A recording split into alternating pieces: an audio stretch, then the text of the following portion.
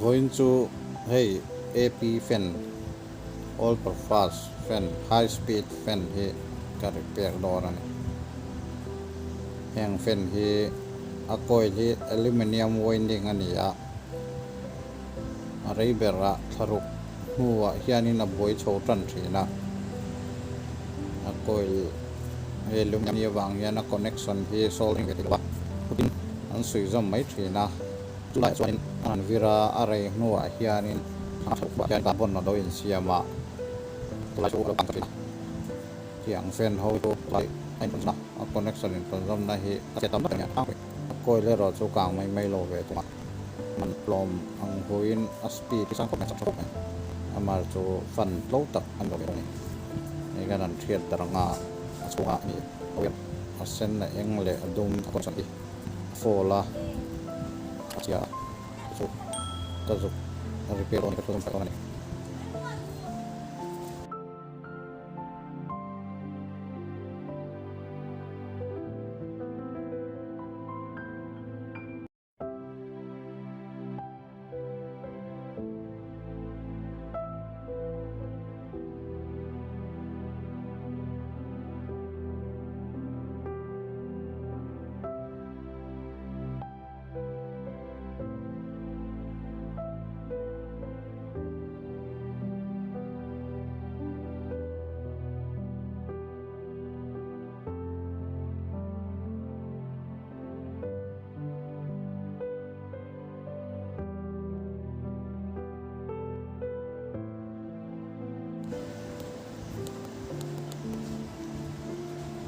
tihian hei koi landan so ni maya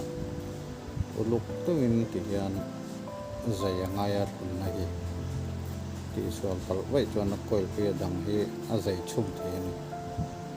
antron he che uluk te wa ten lak tha ngaya a sleeping pipe po hi uluk tuin tihian a sleep te po hi anda chuak ma connection hi kan ti thale don Benwer thar an anga sen common line an jong se ranga common line an hian katana common line na kan dema chawa kuta sui jom mai ni bangin fin tur takati ngai kan mera chum do phian le nga ta tuyan running le starting line kan ro le nga fin tur takin tianga kan phun zom zo huna ama hi la zai pangin control home effect nga chet lo nan chet chona slum do khop maya ti chuanin a her san na le a her niam na hi a chet wa chu po chu kan modify til don ne light dimmer fan regulator pon mang trina light dimmer trayak mang ne yan trayak mang chi ang bona trayak mang chi hi atrobi ka light dimmer hi an tin ne ko ta nga hi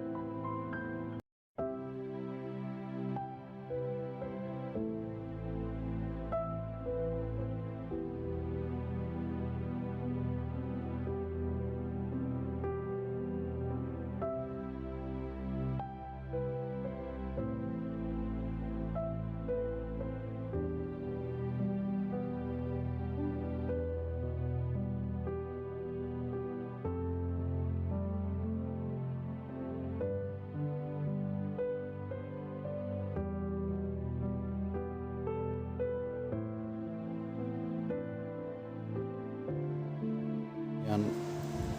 a coil wearing hi chu ka zo to a lai aware te thom khada wila chon a main wear hi a short to a main wear thak tel dei do na a current wear he ka hian bo sinanga test lenga we kha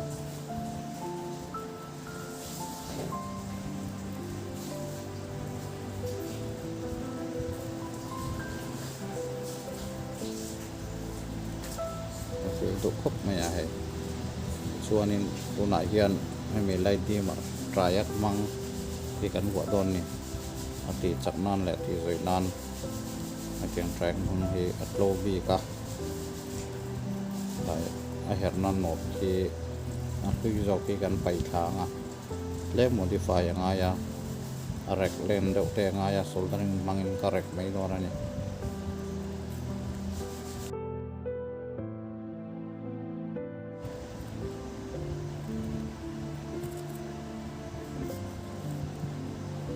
ai to na ko wer wa me ke a current line to so nia original ha short back to a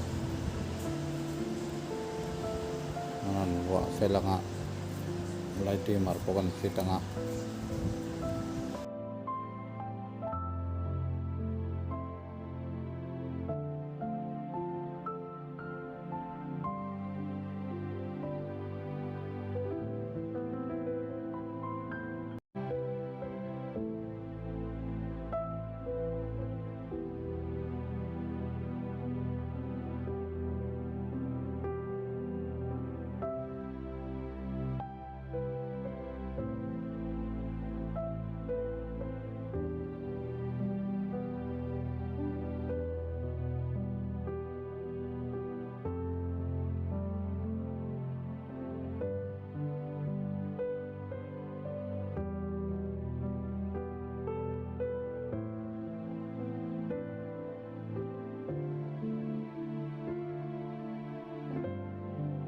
yan soldering pang hian correct po pa nga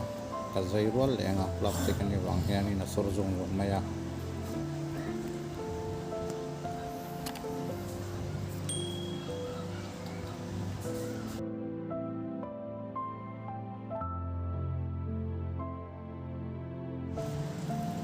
correct zo to a leng lem ti ken fia nga sim roll nga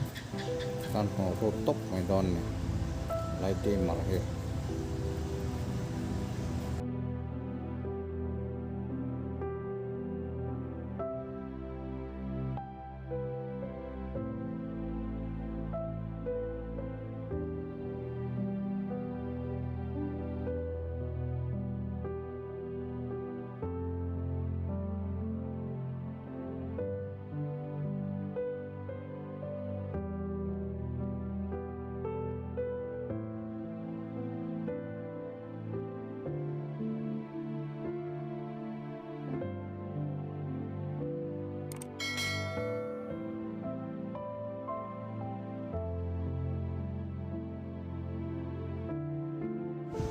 ta buat to connection hi kan pe connection pe